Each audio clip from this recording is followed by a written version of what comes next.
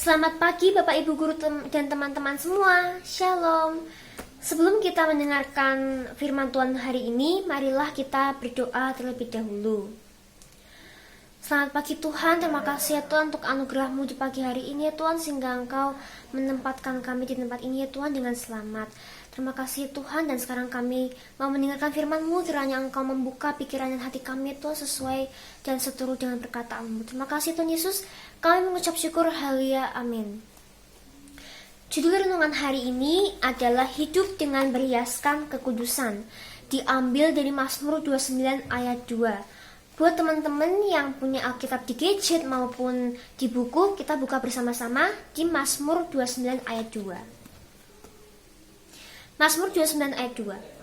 Berilah kepada Tuhan kemuliaan namanya, sujudlah kepada Tuhan dengan berhiaskan kekudusan. Jadi teman-teman, hari ini saya ingin membahas tentang yang namanya hidup dalam kekudusan atau hidup dengan berhiaskan kekudusan. Kira-kira kalau dipikir-pikir, apa sih itu hidup dengan kekudusan? Kira-kira apa ya teman-teman? Nah, sekarang saya ingin menjelaskan tentang hidup dalam kekudusan itu sendiri. Jadi, kekudusan itu berasal dari kata kudus. Kalau dalam bahasa asli Alkitab, bahasa Ibrani, kados artinya dipisahkan atau dikhususkan.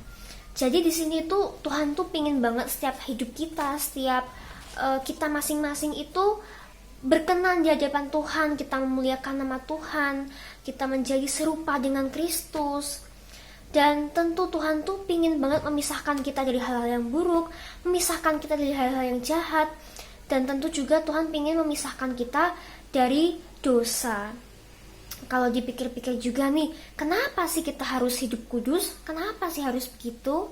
Nah, karena dengan kita hidup kudus, kita bisa merasakan hadirat Tuhan yang luar biasa, kasih Tuhan yang luar biasa, kedaulatan Tuhan yang luar biasa untuk kehidupan kita masing-masing. Dan tentu dong, Tuhan itu juga kudus loh teman-teman.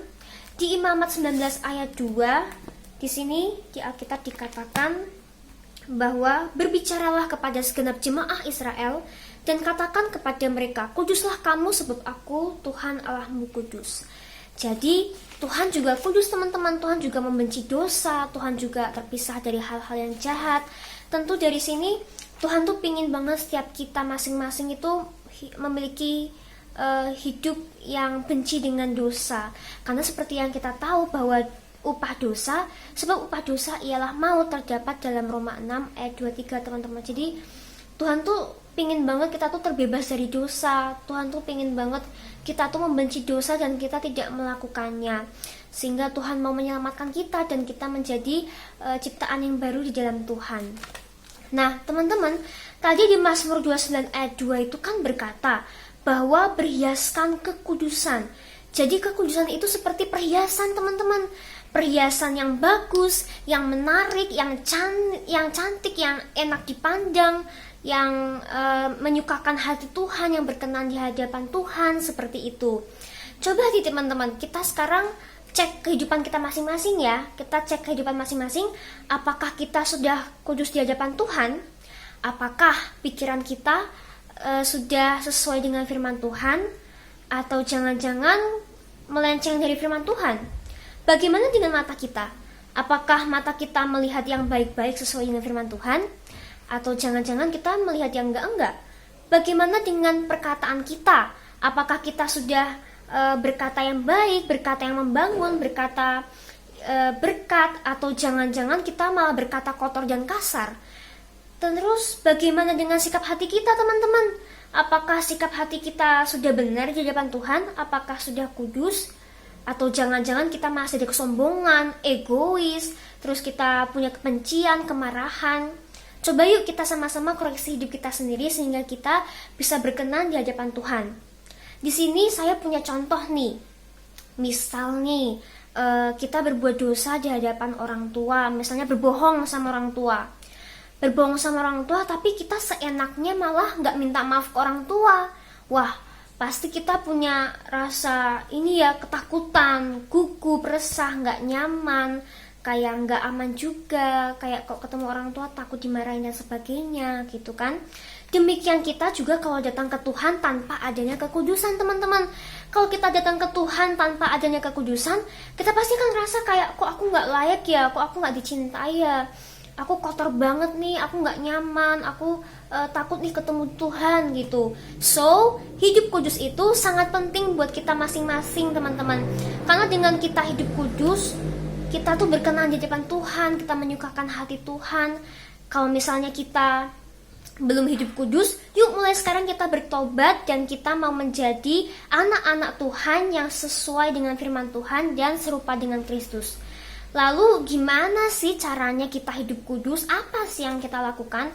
Tentu kita harus menjaga ya teman-teman, menjaga pikiran kita, menjaga mata kita, menjaga perkataan kita, dan tentu menjaga sikap hati kita. Kita harus punya sikap hati yang seperti Tuhan Yesus, serupa dengan Kristus. Kita punya mindset Kristus ya teman-teman. Jangan kita memiliki sikap hati yang salah. Tentu kita harus belajar lebih lagi dan kita mau berproses. Dan juga selain kita menjaga, kita juga harus minta tolong sama Tuhan dong. Kita minta tolong kepada Tuhan supaya kita diproses, kita dibentuk, kita didik sama Tuhan. Karena saya percaya banget kalau misalnya kita dibentuk, diproses, dan dididik Tuhan, maka kita akan menghasilkan karakter-karakter yang serupa dengan Kristus sendiri. Jadi teman-teman, dari renungan ini saya ingin mengajak teman-teman semua, yuk kita memperbaiki hidup lagi, yuk kita hidup kudus di hadapan Tuhan, supaya kita berkenan di hadapan Tuhan, kita serupa dengan Kristus, kita punya mindset Kristus, dan tentu kita menyenangkan hati Tuhan, sehingga sehingga kita bisa membangun relasi dengan baik juga kepada Tuhan. Sekian. Sekarang mari kita berdoa bersama-sama. Makasih ya Tuhan untuk renungan hari ini ya Tuhan.